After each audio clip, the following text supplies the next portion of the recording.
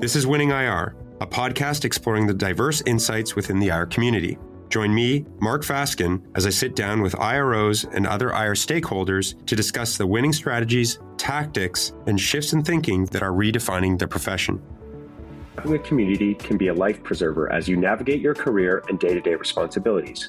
It's even more critical for IROs whose departments are often a team of one or two, to have a network to lean on for valuable perspective and advice.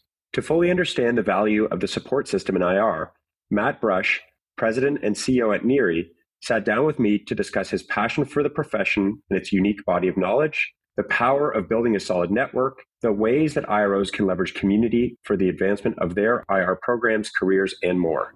Matt has been involved in capital markets and investor relations for nearly 30 years. So I'm looking forward to sharing his insights with you on this episode of Winning IR. Matt, how are you doing today? I'm doing well, Mark. How are you? I'm good, thanks. I'm good. So I wanted to start it off with a little bit of maybe a history lesson. As we were just talking about, you've been with NIRI now about 15 years. I thought it'd be good to start with a little bit of background on what drew you to NIRI. So how did you end up in the position you're in? Well, thank you for asking. Thanks for inviting me onto your webcast.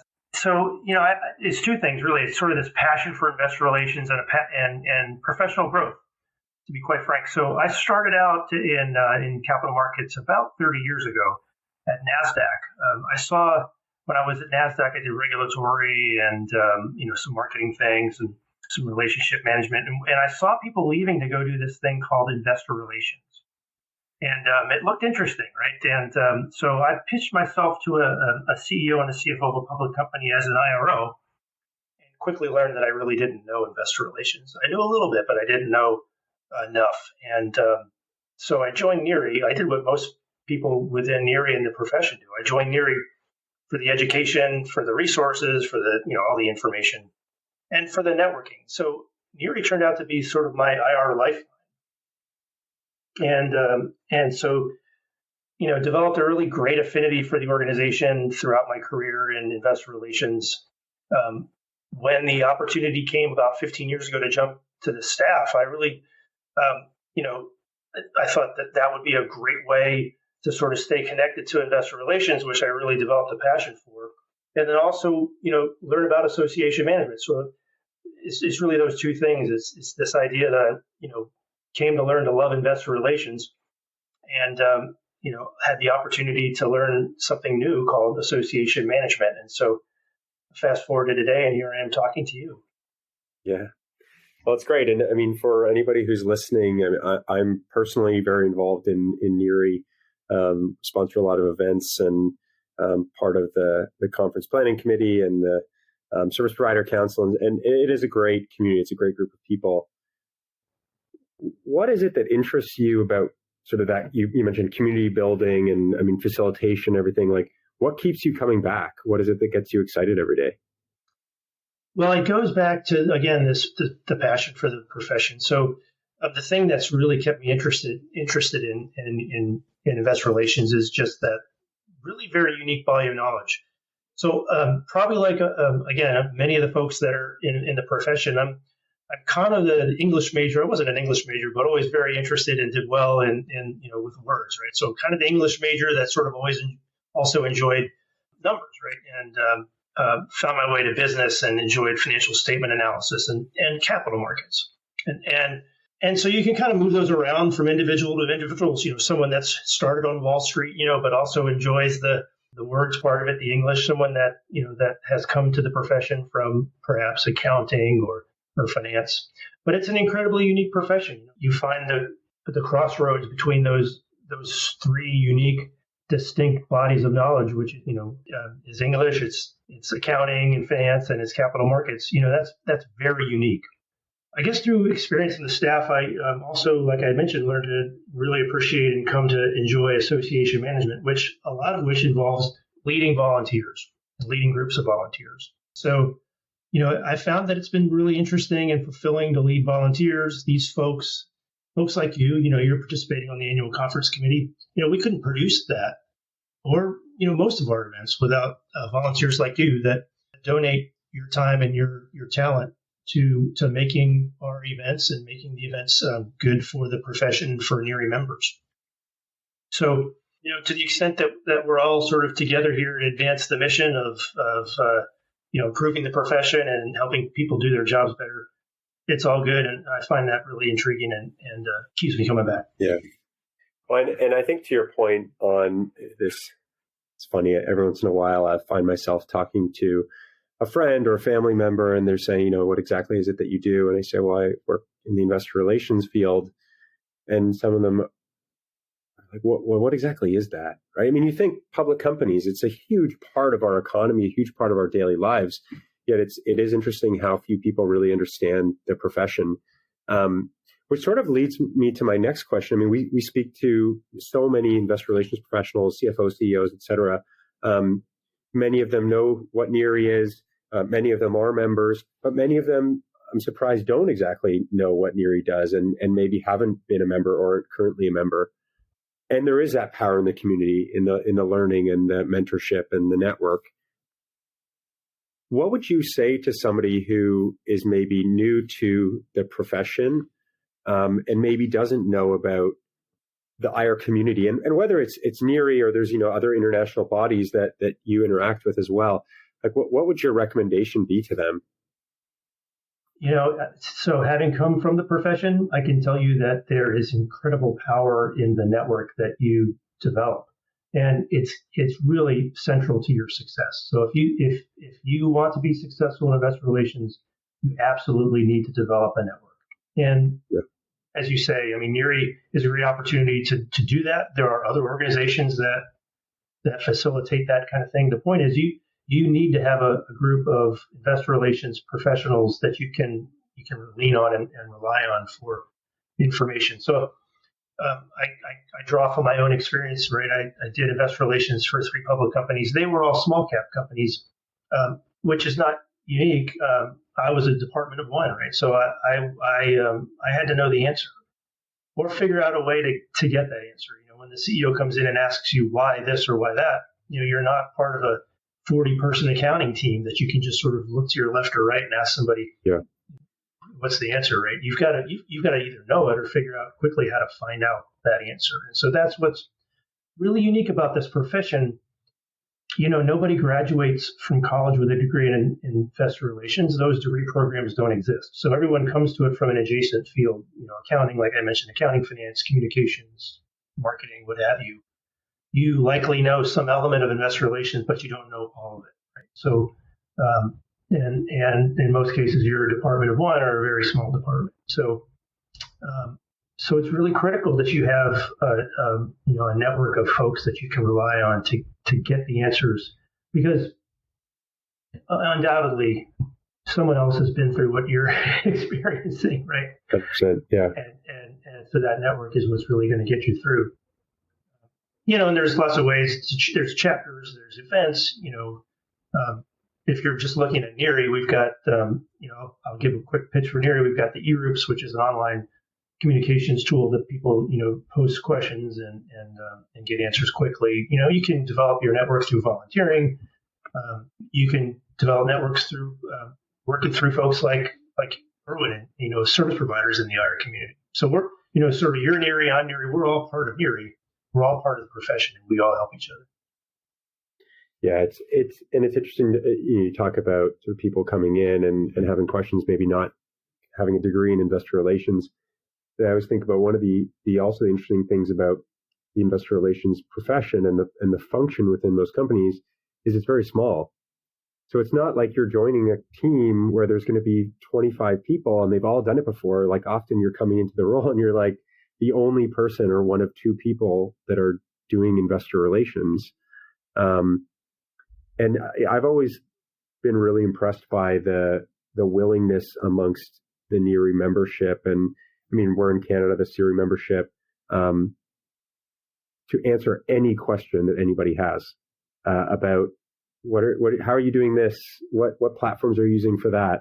There seems to be a real willingness to share, which I think is super valuable.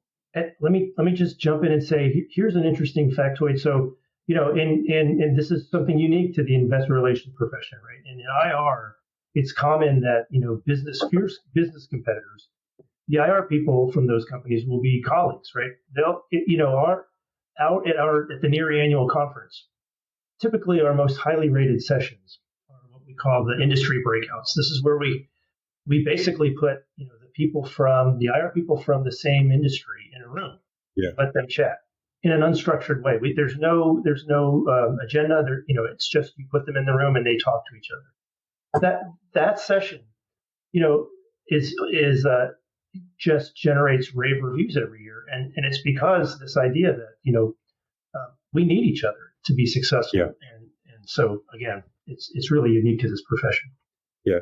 It's kind of like a rising tide lifts all boats in many of these cases, especially in capital markets, right? If your peer is doing well, you may also do well. Not always, of course. It's not that easy, but it seems like there's benefit there. And last year was the first year in a while that everybody's got back together for NIRI Annual. You mentioned chapters. I think a great tip for anybody who's listening, if you're a member of NIRI, if you're not a member of NIRI, my tip would be join NIRI or whatever investor relations association is in your country.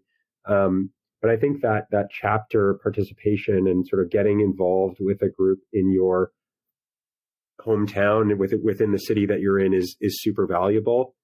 But there seems to be a big appetite for in-person networking. We did a lot online, Zoom calls and the like. So are you seeing a huge demand for sort of these in-person networking events, or are you still seeing a big split between virtual and in-person? That's a great question. I did investor relations, and so when there's not an easy answer, you come back immediately with, that's a great question. So answer it with another question. It is a great question. It's one we're asking at NIRI. I'm an association executive at this point, so I'm part of that broader association community. This is a discussion that's happening within, the association world. It really, it varies in at this point, at least from my perspective, it varies to a great degree by industry and profession. So the best data that we have at NIRI is that at the 22 annual conference we just had in June, which we just talked about, we had more than 900 people there, and that's on par with pre-pandemic times, plus or minus a handful. So we're back in person, and it looks like people want to be back together. I can tell you, they were incredibly happy to be there. It got rave reviews. I think we could have just brought them together and not even had sessions, and people would have been delighted. There was a huge appetite, right? I guess the question really is, does that appetite carry forward, into 23 and beyond? But we think it will. We're seeing to the extent that we have in-person events, we're seeing strong turnouts. And I think again it goes back to this idea of networking. The NIRI events are as much about professional development and education as they are about professional network building and network maintenance, right? So, people will do virtual networking, but they really prefer it in person, is my experience. Yeah, absolutely. And so I think there's a couple tips that we've taken out of the conversation so far. I feel like one big one that jumps out to me is what you were just talking about, of getting together with your peers and even some of your competitive companies. I sort of wonder how many IROs are doing that, right? Reaching out to the head of IR at one of their competitors and saying, hey, we'd love to get together for a coffee. I feel like there's a big opportunity there. We also talked a little bit about mentorship in another conversation. And you mentioned that NIRI is sort of launching and testing out a mentorship program. Can you chat a little bit about that? Yeah, we've got a pilot program in place called the Compass Mentor Program. And, it's a way for, members have told us that they want the opportunity, the ability to network, to build networks through mentoring. And so we have launched that. We've got a handful of folks that are connecting now through our mentor program, and we'll see how that goes. I know several other chapters have also begun working with mentor programs, it's something that people want. It's just a question of whether or not, when you deliver it, they'll participate in it. We're testing that out now. So I'll let you know once we have some better data. Yeah. Yeah, I think that the other big thing here is it's taking that opportunity to reach out to say competitors or maybe colleagues or peers that you wouldn't normally think to speak to. I also see examples in the community where people have just sort of unstructured groups where they get together once in a while for lunch or a beer or whichever. It's not always within the association. I'm talking about in the US and Canada and other places. I feel like that's super valuable too. Like, it doesn't need to be too structured, but having an approach of, I want to contribute. And if I contribute, you mentioned you're NIRI, we're NIRI, we're all NIRI. I think like if the attitude is, I want to contribute to the community and if I can get something back out of that, that's great. Not going in with an ego and being willing to talk about the challenges that you're having. I feel like you can get a lot of benefit from these things. Sort of one other question I have for you is sort of a bit of a wrap-up question is, if you could say one thing to someone who hasn't interacted with their local NIRI chapter or maybe isn't a part of even an international association, what would it be? Listen, you're leaving value on the table, is my opinion. The chapters are the lifeblood of NIRI. So they're an integral part. They're a significant part. They are a fundamental element of the NIRI experience. So, the chapters give you the opportunity at the local level to network. And that's where a lot of folks begin their NIRI journey. That's where they start to build their NIRI networks. I did the same when I joined NIRI. I've still got friends and colleagues and colleagues that, have become friends. And that's often what happens, from the time that I was at, chapter in North Carolina and here in the DC area. They deliver a ton of value through education and through the networking. They do a lot of the programming, do a lot of the heavy lifting, and they're a big part of the community. I would encourage you to be a NIRI chapter member. And if you're not, again, I feel like you're leaving value on the table, and they're an important part in developing yourself into a successful investor relations professional. Awesome. I think that covers everything for today, Matt, and really appreciate you coming on the podcast. And I really appreciate all the time and effort that you put into the IR profession and the NIRI community as a whole. It's awesome to see, and the dedication is great. And so thank you for your time. And I'm sure we'll be chatting again soon. Thanks, Mark. Thank you for inviting me. And thank you as well for, your contributions to the community. We're all NIRI, right? Yeah, that's right. All right. Have a good day. I hope you enjoyed today's episode of Winning IR. For more winning ideas, make sure to subscribe to this podcast. This podcast is brought to you by Irwin, a better way to manage investor relations. For more information, visit www.getirwin.com.